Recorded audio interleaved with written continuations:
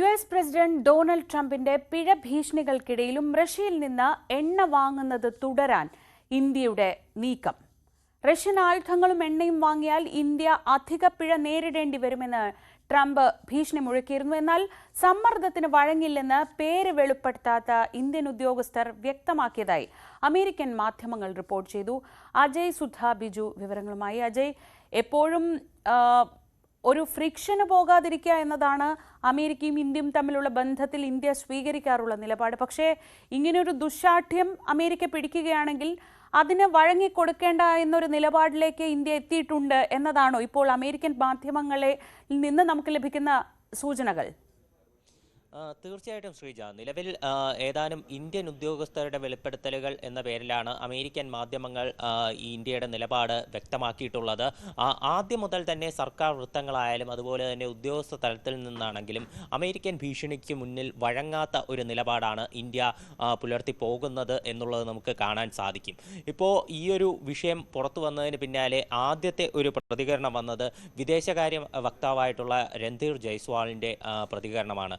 അദ്ദേഹം വ്യക്തമായി തന്നെ പറഞ്ഞിരുന്നു, ഇന്ത്യ എണ്ണ വാങ്ങുന്നത് അത് ആഗോള തലത്തിലുള്ള കച്ചവട താല്പര്യങ്ങളും അതുപോലെ തന്നെ ദേശീയ താല്പര്യങ്ങളും എല്ലാം അനുസരിച്ചാണെന്ന് അദ്ദേഹം പറയുന്നു. അതുപോലെ തന്നെ ലോകത്തുള്ള എണ്ണ ലഭ്യത അതുപോലെ എണ്ണയുടെ വില ഇവയൊക്കെ അനുസരിച്ചുകൊണ്ടാണ് ഇന്ത്യ ഓരോ രാജ്യങ്ങളിൽ നിന്ന് എണ്ണ വാങ്ങുന്നത് തീരുമാനിക്കുന്നതെന്നും അദ്ദേഹം പറഞ്ഞിട്ടുണ്ട്. മാത്രമല്ല, ഇന്ത്യൻ എണ്ണ കമ്പനികൾക്ക് ഇന്ത്യയുടെ പൊതുമേഖലാ എണ്ണ കമ്പനികൾക്കൊക്കെ ആണെങ്കിലും റഷ്യയിൽ നിന്ന് നിലവിൽ എണ്ണ വാങ്ങരുത് എന്നുള്ളൊരു നിർദ്ദേശം നൽകിയിട്ടില്ല എന്നും രൺധീർ ജയ്സ്വാൾ കഴിഞ്ഞ ദിവസം പറഞ്ഞിരുന്നു. അതുപോലെ തന്നെ അദ്ദേഹത്തിനോട് ഉയർന്ന മറ്റൊരു ചോദ്യമായിരുന്നു, ഇന്ത്യയിലുള്ള സ്വകാര്യ കമ്പനികൾ റഷ്യയിൽ നിന്ന് എണ്ണ നിലവിൽ വാങ്ങുന്നത് നിർത്തി എന്നൊരു അഭ്യൂഹമുണ്ടല്ലോ, അത് ശരിയാണോ എന്ന് അദ്ദേഹത്തിനോട് ചോദിച്ചിരുന്നു.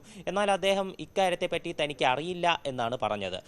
നിലവിൽ ഇപ്പോൾ അമേരിക്കയിൽ നിന്ന് മാത്രമല്ല യൂറോപ്യൻ യൂണിയന്റെ ഭാഗത്തു നിന്നും ഇന്ത്യക്ക് മേൽ കടുത്ത സമ്മർദ്ദങ്ങൾ ഉണ്ടായിരുന്നു. യുക്രൈൻ യുദ്ധം ആരംഭിച്ചതിന് ശേഷം പല പാശ്ചാത്യ രാജ്യങ്ങളും റഷ്യയിൽ നിന്ന് എണ്ണ ഇറക്കുമതി ചെയ്യുന്നത് വിലക്കിയിരുന്നു. അതുപോലെ തന്നെ കടുത്ത ഉപരോധങ്ങളും റഷ്യയ്ക്ക് മേൽ വെച്ചിരുന്നു. എന്നാൽ ഇപ്പോഴും റഷ്യയിൽ നിന്നുള്ള എണ്ണ ഇറക്കുമതിയുടെ ഏറ്റവും വലിയ ഉപഭോക്താക്കളാണ് ഇന്ത്യ എന്ന് പറയുന്നത്. റഷ്യയിൽ നിന്ന് കുറഞ്ഞ വിലയ്ക്ക് ക്രൂഡ് ഓയിൽ അത് ഇന്ത്യയിലേക്ക് ഇപ്പോഴും ഇറക്കുമതി ചെയ്ത് പോകുന്നുണ്ട്. അപ്പോൾ ഇന്ത്യക്കെതിരെ കടുത്ത വിമർശനവുമായി ഇതിനു മുൻപ് തന്നെ ഇപ്പോൾ അമേരിക്കൻ പ്രസിഡന്റ് ആയിട്ടുള്ള ഡൊണാൾഡ് ട്രംപ് ആണെങ്കിലും അവിടെ ഇപ്പോൾ സ്റ്റേറ്റ് സെക്രട്ടറി ഇപ്പോൾ ആന്റോണിയോ റൂബി ആണെങ്കിലും അവരെല്ലാവരും ഇതിനു മുൻപേ രംഗത്ത് വന്നിട്ടുണ്ട്. ഇവിടങ്ങളിലൊന്നും ഒരു കടുത്ത നിലപാട് ഇപ്പോൾ ഒരു സംഘർഷത്തിന് പോകാതെ എന്നാൽ ഇന്ത്യയുടെ നിലപാടുകളിൽ നിന്ന് വ്യതിചലിക്കാതെയാണ് ഇന്ത്യ നിലവിൽ മുന്നോട്ട് വന്നിരുന്നത്. ഇപ്പോഴും ആ ഒരു നിലപാട് തന്നെയാണ് ഇന്ത്യ പുലർത്തി പോകുന്നത് എന്നും നമുക്ക് കാണാൻ സാധിക്കും. നിലവിൽ യാതൊരു സർക്കാർ വൃത്തങ്ങളൊന്നും തന്നെ റഷ്യയിൽ നിന്നുള്ള എണ്ണ ഇറക്കുമതിയിൽ ഒരു മാറ്റവും വരുത്താൻ ഉദ്ദേശിച്ചിട്ടുള്ളതായി അറിയിച്ചിട്ടില്ല. ശ്രീജ.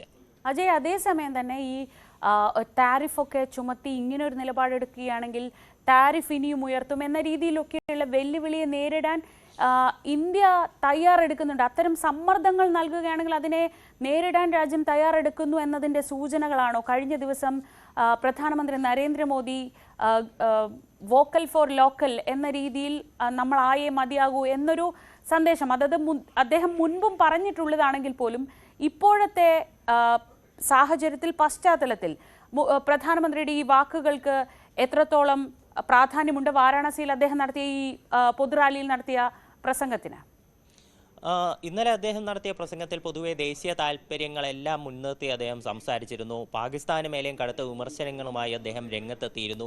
ഇതിൽ അദ്ദേഹം ഇപ്പോൾ അമേരിക്കയുമായി നിലവിലുള്ള ഈ വ്യാപാര ഇപ്പോൾ താരിഫുമായി ബന്ധപ്പെട്ടിട്ടുള്ള പ്രശ്നങ്ങൾ നിലനിൽക്കുമ്പോൾ അദ്ദേഹത്തിൻ്റെ വാക്കുകൾ ഏറെ പ്രസക്തമായി മാറുകയാണ്. പ്രത്യേകിച്ച് അദ്ദേഹം പറഞ്ഞിട്ടുള്ള കാര്യം, ലോക സമ്പദ് വ്യവസ്ഥ അതിപ്പോൾ ഒരു അസന്തുലിതമായിട്ടുള്ള രീതിയിൽ പൊയ്ക്കൊണ്ടിരിക്കുകയാണ്. നിരവധി അനിശ്ചിതത്വങ്ങൾ ലോക സമ്പദ് വ്യവസ്ഥയിൽ നിലനിൽക്കുന്നു. ഈ ഒരു അനിശ്ചിതത്വങ്ങൾക്കിടയിൽ പല ലോകരാജ്യങ്ങളും അവരുടെ വ്യക്തിഗത താല്പര്യങ്ങൾക്കനുസരിച്ചാണ് പ്രവർത്തിക്കുന്നത്. ഓരോ രാജ്യങ്ങളും അവർക്ക് ലാഭം കിട്ടാൻ വേണ്ടി ഓരോ തീരുമാനങ്ങൾ എടുക്കുന്നു. ഈ ഘട്ടത്തിൽ ഇന്ത്യ നമ്മുടെ സമ്പദ് വ്യവസ്ഥയെ മുന്നോട്ട് കൊണ്ടുവരാനാണ് നോക്കേണ്ടത്. അതിന് ഓരോ പൗരന്മാർക്കും ഉത്തരവാദിത്തമുണ്ടെന്ന് അദ്ദേഹം പറഞ്ഞിട്ടുണ്ട്. അതുപോലെ തന്നെ മറ്റൊരു കാര്യമെന്ന് പറയുന്നത്, ഇപ്പോൾ രാജ്യത്തെ സമ്പദ് വ്യവസ്ഥ അത് ലോകത്തിലെ മൂന്നാമത്തെ ഏറ്റവും വലിയ സമ്പദ് വ്യവസ്ഥയായി മാറിക്കൊണ്ടിരിക്കുകയാണെന്ന് നരേന്ദ്രമോദി പറഞ്ഞിട്ടുണ്ട്. ഇത് നമ്മൾ എടുത്തു വയ്ക്കേണ്ടത് കഴിഞ്ഞ ദിവസം ട്രംപ് പറഞ്ഞൊരു പ്രസ്താവനയുണ്ട്. ഇന്ത്യയുടെ എക്കണോമി ഡെഡ് എക്കണോമിയാണെന്ന് അദ്ദേഹം പറഞ്ഞിരുന്നു. റഷ്യയിൽ നിന്ന് എണ്ണ ഇറക്കുമതി ചെയ്യുന്ന കുറഞ്ഞ വിലയ്ക്കാണ് റഷ്യയിൽ നിന്ന് എണ്ണ ഇന്ത്യ ഇറക്കുമതി ചെയ്തുകൊണ്ടിരുന്നത്. അപ്പോൾ ഇതിനെ തന്നെ പരാമർശിച്ചുകൊണ്ട് അദ്ദേഹം പറഞ്ഞത് ഇന്ത്യയുടെ എക്കണോമി ഡെഡ് എക്കണോമിയാണെന്നാണ്. അപ്പോൾ ഇതിനുള്ളൊരു മറുപടി കൂടിയാണ് ഇപ്പോൾ ഇന്ത്യയുടെ സമ്പദ് വ്യവസ്ഥ ലോകത്തിലെ മൂന്നാമത്തെ വലിയ സമ്പദ് വ്യവസ്ഥയായി മാറിക്കൊണ്ടിരിക്കുകയാണെന്നുള്ള അതിൽ ഊന്നി പറയുന്ന നരേന്ദ്രമോദിയുടെ ഇപ്പോൾ കഴിഞ്ഞ ദിവസം വന്നിട്ടുള്ള ഈ പ്രസ്താവന എന്ന് പറയുന്നത്. മാത്രമല്ല, ഓരോ ഇന്ത്യക്കാരനും ഇന്ത്യക്കാർ വിയർപ്പൊഴുക്കി ഇന്ത്യയിലെ സാധനങ്ങളുടെ ലഭ്യത അനുസരിച്ച് ഇന്ത്യയുടെ ഇന്ത്യയുടെ തനതായിട്ടുള്ള സാങ്കേതിക വിദ്യ ഉപയോഗിച്ചുകൊണ്ട് നിർമ്മിക്കുന്ന ഉൽപ്പന്നങ്ങൾ വാങ്ങാനായി തയ്യാറാകണം. മെയ്ക്ക് ഇൻ ഇന്ത്യ, ആ ഒരു കാര്യം, ഇന്ത്യയിലുള്ള സ്വദേശി ഉൽപ്പന്നങ്ങൾക്ക് സ്വദേശിയായി മാറണം, സ്വദേശി ഉൽപ്പന്നങ്ങൾക്ക് കൂടുതൽ മുൻഗണന നൽകണം എന്ന് അദ്ദേഹം പറയുന്നു. ഒരു ഉൽപ്പന്നം വാങ്ങുമ്പോൾ നമ്മൾ മുന്നിൽ കാണേണ്ട ഏറ്റവും വലിയ ക്രൈറ്റീരിയ എന്ന് പറയുന്നത് അത് ഇന്ത്യയിൽ നിർമ്മിച്ചതാണോ എന്നുള്ളതാകണം എന്ന് അദ്ദേഹം പറഞ്ഞു. അപ്പോൾ ഇതുപോലെ ഇന്ത്യയിൽ നിന്ന് പരമാവധി സാധനങ്ങൾ വാങ്ങിച്ച് ഇന്ത്യൻ ഉൽപ്പന്നങ്ങൾക്ക് പ്രോത്സാഹനം നൽകി ഇന്ത്യയുടെ സമ്പദ് വ്യവസ്ഥ മുന്നോട്ട് കൊണ്ടുവരേണ്ടതാകണം ഓരോ പൗരന്മാരുടെ ഉത്തരവാദിത്വം എന്നാണ് അദ്ദേഹം കഴിഞ്ഞ ദിവസം വാരണാസിയിൽ പറഞ്ഞത്. അത് നിലവിലുള്ള ഒരു സാമ്പത്തികമായിട്ടുള്ള ഒരു പ്രശ്നങ്ങൾ ഇതെല്ലാം നിലനിൽക്കുമ്പോൾ അത് തീർച്ചയായിട്ടും ഒരു പ്രസക്തമായി മാറുകയാണ്. എന്നാൽ അമേരിക്കയുടെ നിലപാടിൽ നിലവിൽ മാറ്റമുള്ളതായിട്ടൊന്നും നമുക്ക് കാണുന്നില്ല. ഓഗസ്റ്റ് 7-ാം തീയതി മുതൽ പുതിയ താരിഫുകളെല്ലാം പ്രാബല്യത്തിൽ വരും. 26% താരിഫാണ് ഇന്ത്യക്ക് മേൽ ചുമത്തിയിട്ടുള്ളത്. മാത്രമല്ല, റഷ്യയിൽ നിന്ന് ഓയിൽ ഇറക്കുമതി ചെയ്യുന്നത് കാരണം 10% അധിക താരിഫും ഇന്ത്യക്ക് മേൽ ഒരു അധിക പിഴ പോലെ ഇന്ത്യക്ക് മേൽ ചുമത്തുമെന്നും പ്രസിഡന്റ് ഡൊണാൾഡ് ട്രംപ് വ്യക്തമാക്കിയിരുന്നു. എന്തായാലും ഈ ഒരു വാക്കുകൾ കൊണ്ടുള്ള പരസ്പര പോര്, അതും ഇന്ത്യ പലപ്പോഴും ഒരു നോവിക്കാതെയുള്ള പ്രതികരണങ്ങളാണ് നിലവിൽ നടത്തിയിട്ടുള്ളത്. എന്നാൽ അമേരിക്ക കടുത്ത രീതിയിൽ തന്നെയുള്ള വിമർശനങ്ങൾ ഇപ്പോഴും തുടരുകയാണ്. ശ്രീജ. ശരി അജയ്, നമുക്ക് എന്തായാലും ഇന്നലെ പ്രധാനമന്ത്രി പറഞ്ഞ ആ വാക്കുകൾ ഒന്ന് കേൾക്കാം. വാരാണസിയിൽ ഒരു പൊതുറാലിയെ അഭിസംബോധന ചെയ്ത് സംസാരിക്കുകയായിരുന്നു പ്രധാനമന്ത്രി നരേന്ദ്രമോദി. हम स्वदेशी का संकल्प लें। अब हम कौन सी चीजों को खरीदेंगे, कौन से तराजू से तोलेंगे? मेरे भाइयों बहनों, मेरे देशवासियों, अब हम कुछ भी खरीदें तो एक ही तराजू होना चाहिए।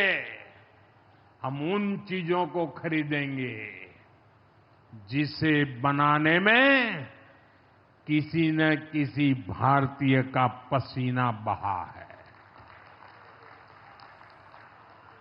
और जो चीज भारत के लोगों द्वारा बनी है, भारत के लोगों के कौशल्य से बनी है, भारत के लोगों के पसीने से बनी है, हमारे लिए वह स्वदेशी है। हमें वोकल फॉर लोकल मंत्र को अपनाना होगा। हम संकल्प लें कि हम मेक इन इंडिया प्रोडक्ट्स को ही बढ़ावा देंगे।